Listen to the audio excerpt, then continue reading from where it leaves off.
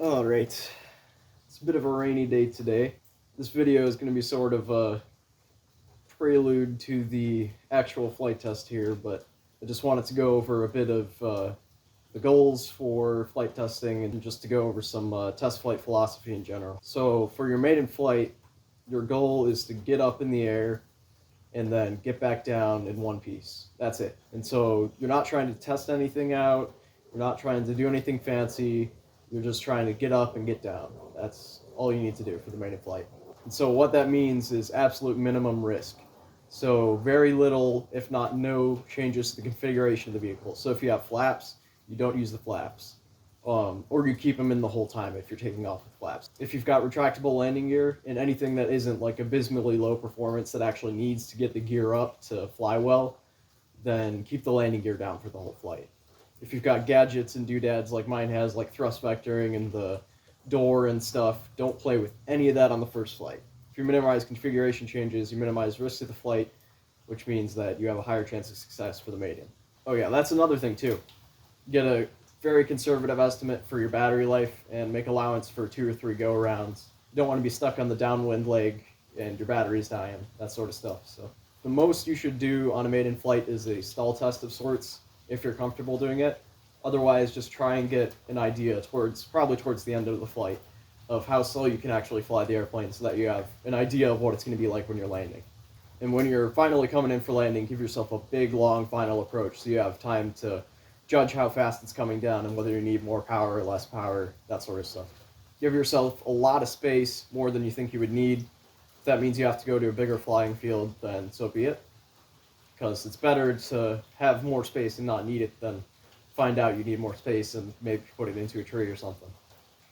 And more space gives you more time to trim the airplane out on those long straightaways, gives you more time to deal with adverse flight characteristics. Even before the flight, there's a lot of stuff that you need to do to make sure it goes properly. You've got to make sure that your airplane is physically solid. You've got to make sure that you're sufficiently confident in the structural capabilities of the airplane.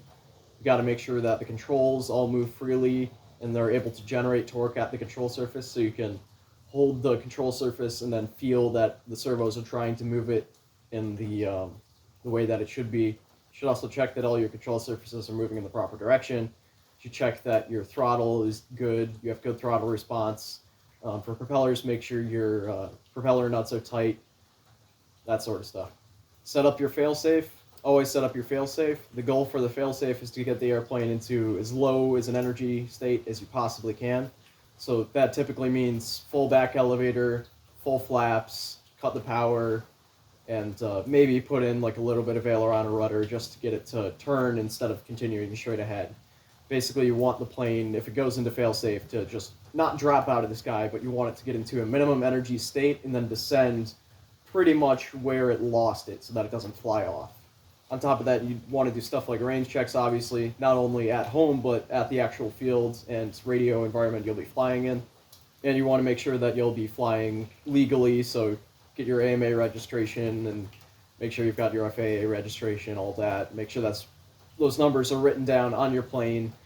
Put your phone number on the plane and your name if you feel like it, that sort of stuff. You want to make sure your winds are as low as they can be, or if they are relatively high, that they're steady. It's a lot easier to fly in steady wind than unsteady wind, like gusty wind. And steady wind can also help you. It can reduce your takeoff distance and reduce the relative velocity of the airplane, which helps reduce the runway length that it needs to take off and land. Also, other weather conditions. Make sure you're not like flying into the sun or something where you could lose visual on the aircraft.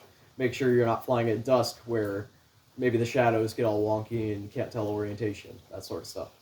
So I can tell you right now that this plane is going to be extremely high performance. It's going to have the highest wing cube loading of anything I've ever flown, and it's also going to have the highest thrust to weight ratio of any EDF I've ever flown.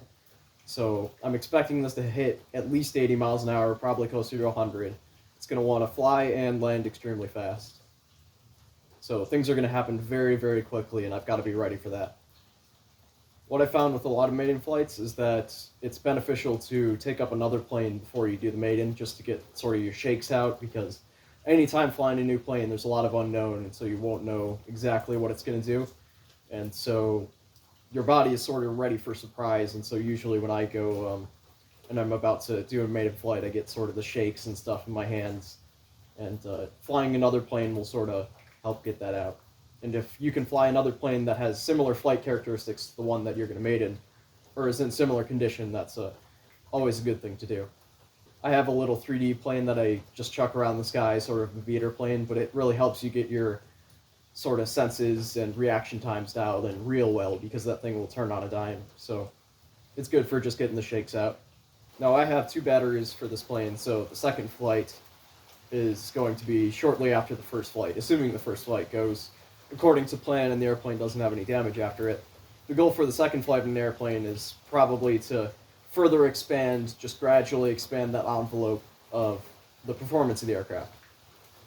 So, for example, if on the first flight the most I got to was a stall test and maybe just sort of a cruise speed that felt alright, maybe on the second flight I'd push it up to a bit higher than its initial cruise speed there, and maybe I'd do a full throttle pass or two just to feel it out at high altitude, because that gives you more time.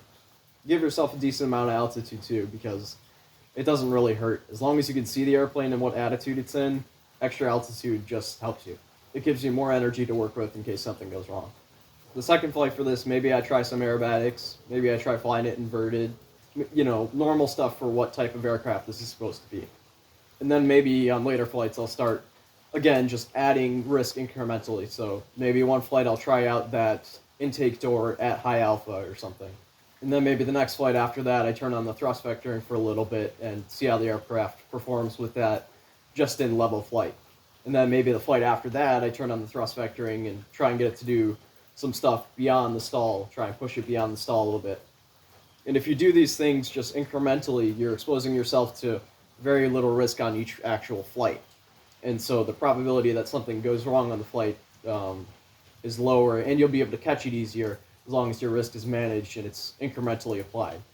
So I think that's about all I have to say on setting yourself up for success on a maiden flight here. I'm planning to get the maiden flight on this thing done within this week, probably. We shall see how it goes.